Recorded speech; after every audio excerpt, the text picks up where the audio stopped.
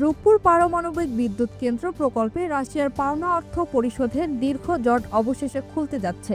যুক্তরাষ্ট্রের নিষেধাজ্ঞার কারণে ৩.৫ বছর ধরে অর্থ আটকে থাকলেও সম্প্রতি ডিসেম্বর পর্যন্ত শিথিলতার আওতায় পরিশোধ করার সুযোগ পেয়েছে বাংলাদেশ, যা কাজে লাগাতে ইতিমধ্যে উদ্যোগ নিয়েছে বাংলাদেশ ব্যাংক।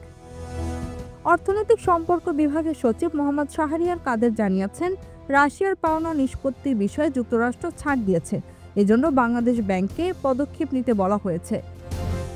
বাংলাদেশ ব্যাংকের তথ্য অনুযায়ী ২০২২ সাল থেকে গত জুন পর্যন্ত জমা করা হয়েছে $১০৩.১৮ কোটি। এর মধ্যে কিছু খরচ বাদে এখন প্রায় $৮৫ কোটি রাশিয়ার কাছে বকেয়া রয়েছে। রাশিয়ার অর্থায়নে রূপপুর পারমাণবিক বিদ্যুৎ কেন্দ্র প্রকল্প বাস্তবায়নে ২০১৬ সালের জুলাই মাসে অ্যাটমস্ট্রা এক্সপোর্টের সঙ্গে বাংলাদেশের চুক্তি হয়।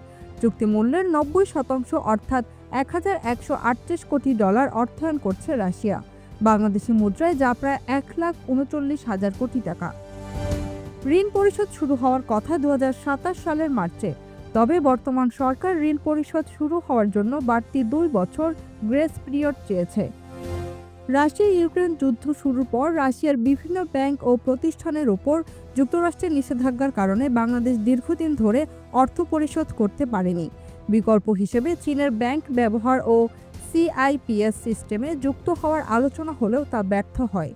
এখন যুক্তরাষ্ট্রের দেয়া সীমিত শিথিলতাকে কাজে লাগিয়ে রূপপুর প্রকল্পের অর্থ পরিশোধ প্রক্রিয়া দ্রুত শুরু করতে চায় সরকার। Z news, Dhaka.